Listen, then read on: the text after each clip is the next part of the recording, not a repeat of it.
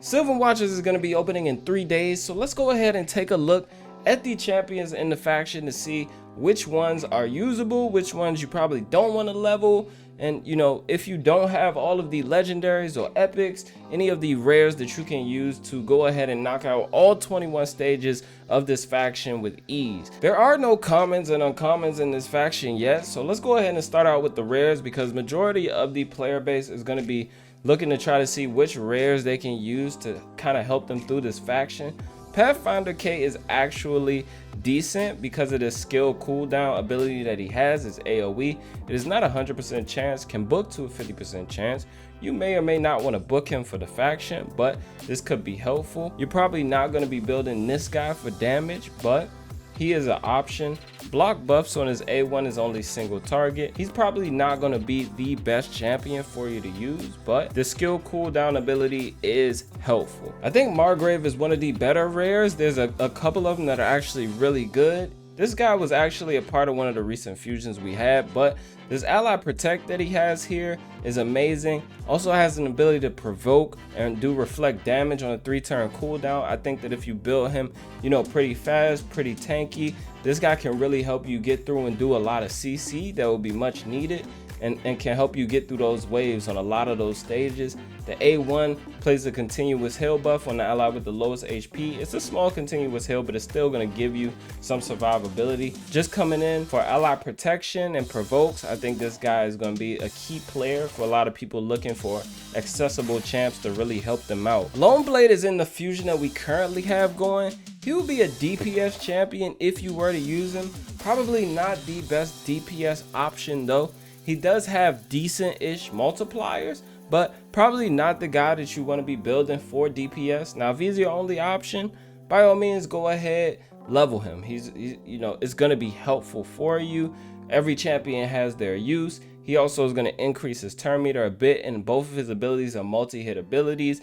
He only has 2 abilities, and they do have okay-ish multipliers. It's not godlike like some of the other, dwarf rares that have like ridiculous multipliers, but he can be helpful. Now, Shadowbow Tirlac, actually one of the better rares just because he has AoE Veil, also has damage mitigation with his passive for anyone under Veil, also places increased speed with his AoE ability. He's going to place increased speed on the entire team, going to attack all of the enemies.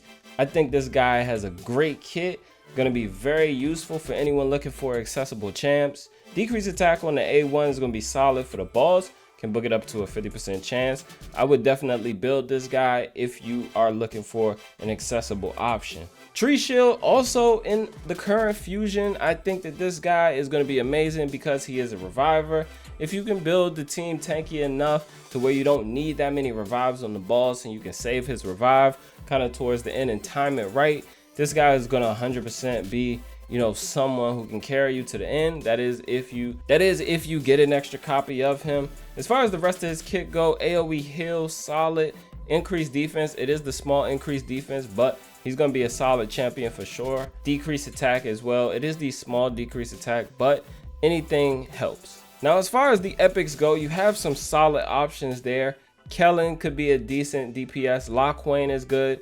Crowden, decent crowd control. Dwayden as well, crowd control. Daithi, gonna be great for DPS. Ornn is gonna be great for damage with poisons. Ruella is gonna be solid for you as far as like some CC, some turn meter there. Enda has a leech, which could come in handy if you're really lacking heals. Wyrenen, she's a decent, single target reviver, so she could definitely come in handy for you, as well as place continuous heal, increase speed, and place some, giving your team some turn meter, decrease attack on the A1. She's going to be pretty solid if anyone can get her. Nia, also solid, going to give you ally protection and heals. Also has an AoE decrease speed, which is probably going to come in handy for a lot of people because, you get decreased speed up on the enemy, and that's going to allow you to, take more turns without having to build as much speed on your champion. So very helpful kit for sure. And all of the epics are pretty solid. I would say Cormac is probably the one that, would contribute the least amount to the team, seeing as though he is a single target DPS. He does have some pretty good multipliers though, so if he is your only option as far as DPS, you could bring this guy in and he can do a bit of work for you in something like a relentless set. Get him taking extra turns, extra opportunities to kill someone. He does get an extra turn here, but that is after he buffs. It's not going to give him, an extra turn to, attack after attacking. So I don't know that this guy is the best DPS option. Miststrider is probably going to be the best DPS option just because he has a ton of extra turns built into his kit already. Decent multipliers as well.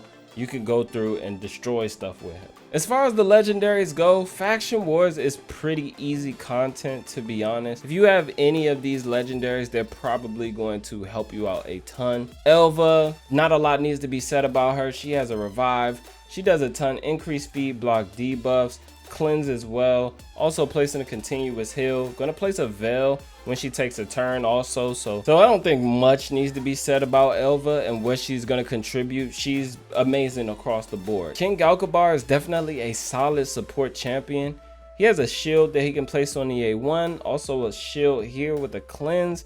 So solid, and some heals as well. Block buffs and poisons also solid. I like how the poison works with his passive, allowing the poison to instantly activate whenever they hit somebody that has a shield. This guy's gonna be placing shields left and right. So even if you pair him with someone else who places poisons like Ornn, you're gonna be solid, getting some solid damage. If you don't have, a traditional damage dealer, a traditional DPS champion is also doing damage, you can go through and just like poison the waves, poison the boss to death. Owella, fusion champion, is going to be solid for you. Got decreased speed there. She's got heals. She's going to do some turn meter fill and increase res, which could help you out a bit. Also more heals with the passive. Not going to be amazing, but definitely a okay support champion to use. Ruark is also going to be a solid support and like crowd control champion because he has the taunt there. He's going to be staying alive. You can probably build him really tanky.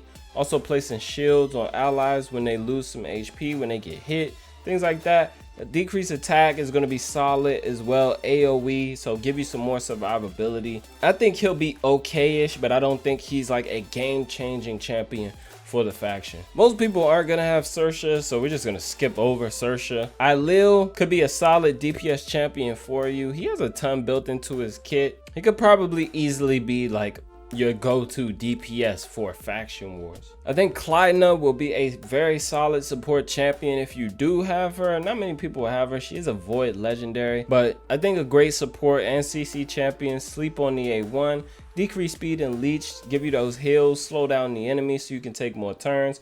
Also has revive on death and block debuffs, and an opportunity with her passive to block incoming damage. So I think that this can be really strong if we do have the ignore defense boss for this faction. She's going to be, an amazing champion for that. But, if it is the ignore defense boss, you can always cheese it with like a unbuilt champion. I think Odd One Gaming, showcase that, how you can cheese Faction Wars, the ignore defense boss with just, as long as there's a shield set, someone in a shield set on your team, and you bring in one naked champion with no gear on, and that boss is just gonna target that one champion. So you'll probably see some of that going on if we in fact have that boss. If we have any of the other bosses, block debuffs is gonna come into play heavy. Heals are gonna come into play heavy. Cleanse are gonna come into play heavy. Most of the other bosses are pretty easy to work around, but those are all of the champions, guys. I would say all in all,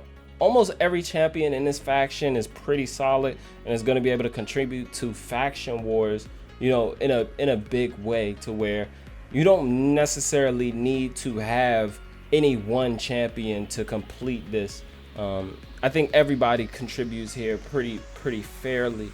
But let me know down below in the comments how many of these Sylvan Watchers that you actually have, and what teams you're actually preparing. I've actually built up multiple of these Mistriders because I was intending on using multiple copies of him for DPS, just so we can kind of get through it, speed through. I've also got Ornn built up, Ruella, Dwayden, some of these Legos, but I probably won't even need to use them. I've got Nia built up as well. I've also built up two of these rares here, Trilak and Margrave, because I feel like they could be solid options as well for some showcases for teams that people might need to see. So thank you guys for all your support as always. Thank you for watching, and until next time, be good and be well.